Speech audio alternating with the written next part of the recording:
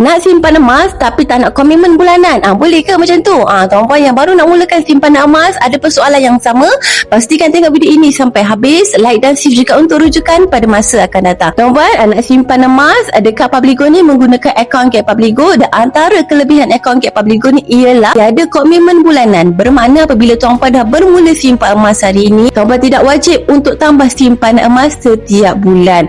Seperti yang kita tahu, simpanan emas ini ialah simpanan jangka masa yang panjang. Kita simpan emas dengan duit yang kita tak akan guna dalam masa 2 tahun dan ke bawah, dan kita nak buat simpanan tersebut untuk jangka yang panjang, lebih 2 tahun dan ke atas. Oleh itu, bila nak simpan emas, pastikan simpan emas dengan duit yang kita tak akan guna dalam masa yang terdekat, bukan dengan duit hutang, bukan dengan duit komitmen kita. Simpan emas apabila kita ada duit lebih untuk buat simpanan jangka masa panjang sahaja. So tak perlu risau bila simpan emas dekat Publigo ni, tiada komitmen bulanan. Boleh tambah bila-bila waktu kita ada duit lebih untuk tambah simpanan emas kita, dan boleh tambah ikut kepada bajet kita. So tuan-puan yang nak mulakan simpanan emas hari ini, nak saya bantu tuan-puan daripada A sampai Z secara mudah sahaja. Klik saja link dekat profil saya untuk daftar akaun emas secara percuma, dan tuan-puan boleh terus mulakan simpanan emas hari ini dengan serendah RM100 sahaja.